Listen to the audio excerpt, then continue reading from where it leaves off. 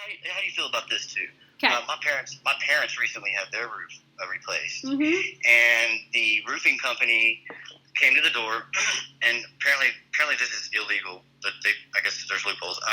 They came to the door and said, "We'll replace your roof. You won't have to pay your deductible. Put it on. It won't cost you a penny. We'll replace it."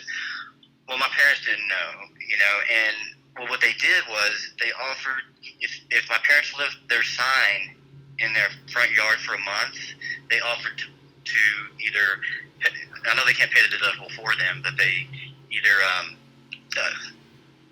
took $500 off of the part they were supposed to get from the insurance. Or is there any legal way to do that? Hold on one second. I'm going to close my windows. The HOA is mowing the lawn. It's just loud. Hold on one second. It is loud. I know. Thank you, Zane. Yep. So, technically it's illegal, and companies do that because they want to.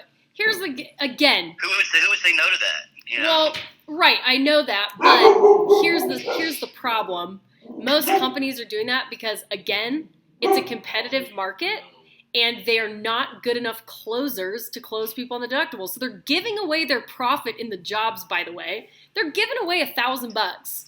Or they're cutting corners. Well, exactly. So the customers are getting screwed. They don't know that they are. But it's like, listen, these roofers that don't know how to play this game right, they're getting jobs, but they have to be making money. And the ones that are eating deductibles and they don't actually know how to supplement insurance claims and things like that, they're not making that much money. So, but they're making some money or they wouldn't be doing the job. How are they making that money?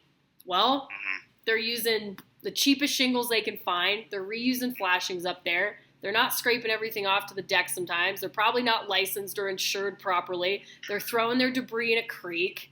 It's a turn 'em and burn 'em to make a quick buck when a good contractor will go out, and I've never eaten a deductible in my life. I can raise my hand, Girl Scouts honor. I've never done it. I did have one customer my very first summer. It was like my first 2 months or something. I didn't know what the hell I was doing. And actually, this was really more my former husband's deal at that time. But they ended up refusing to pay their deductible afterward. That happened to us once, but I was like in training, so I don't even really count that.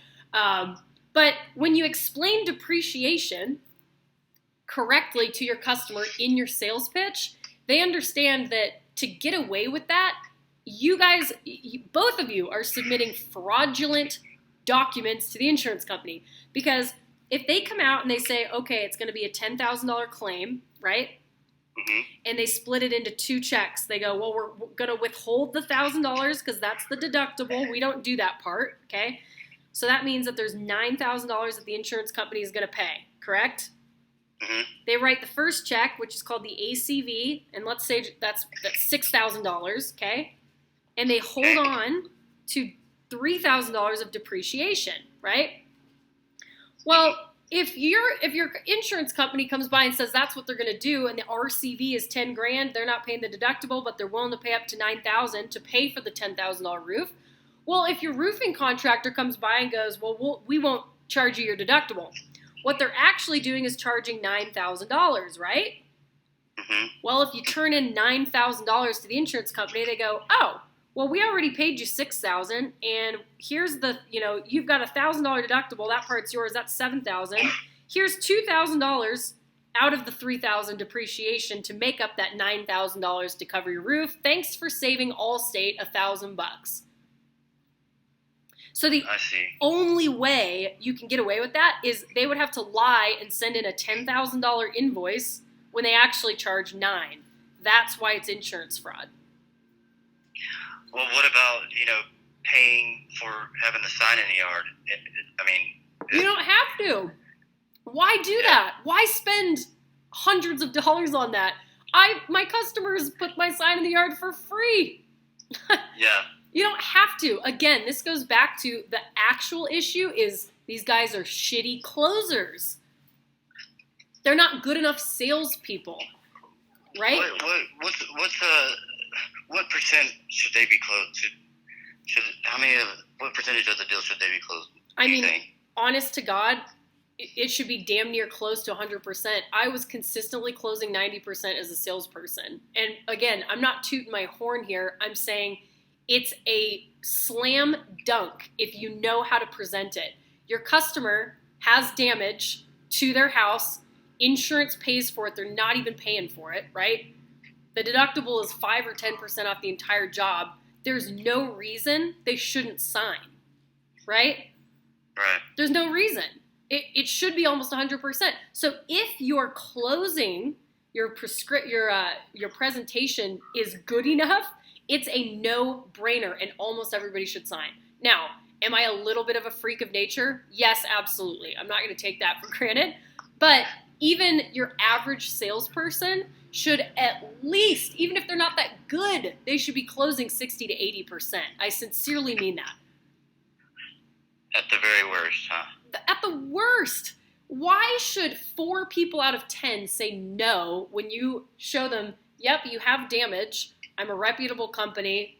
You know, your insurance company's going to pay for it. Here's exactly how it's going to work. Here's how the deductible works. There are roofers out there that'll say they'll eat your deductible and stuff like that. Buyer beware. They're committing insurance fraud. We're putting your name on it. So be careful. I don't like jail food, do you? Right? It's like, if the insurance company comes out and pays for it, why wouldn't they sign? There's no reason. Yeah. So that one I sold the other day, the guy, he's got the money, but he was worried about paying the deductible. Mm-hmm. So finance that shit, or you get extra things paid for. Get the bird feeder paid for and the hot tub cover. Maybe the guy gets his gutters replaced, or paid for, and he just says, well, if the deductible is that much of a problem, we're going to use the ACV money on the gutters towards your deductible. There's ways to do it where you're not just giving away $1,000. Remember, I'm taking notes. I'm sorry. No, you're good. It's just that these are the Band-Aids that these contractors that aren't good salespeople are trying to put on to get their jobs. They're eating deductibles. They're leaving low bids. They're trying to find different ways. Telemarketing. They're trying everything because they're just not good closers. And if you just are trained properly, sales training is the lifeblood of these companies. It's not getting fancy with ads. It's not having the fanciest trucks and the best web presence. It's not. It's having the best salespeople. Now, retail, absolutely it matters who has the best advertising, who has the best web presence, who pops up on SEO when I put in roofing contractor, my area, because I'm looking for them. But in storm restoration, that is not how the game is played. They're not looking for you. So you need to be a badass door knocker, know how to handle objections, know how to get referrals, and have a damn good sales presentation where every single person, 9 out of 10, just goes, yeah, that makes sense. And they sign with you. And you just do that over and over and over and over. Takes practice, doesn't it? Well, no, it just takes getting the recipe. I mean, it'll take a little bit of practice, but that's what I do for a living. I hand them the script and I go, this is it. It works. Right. Do this. Memorize it.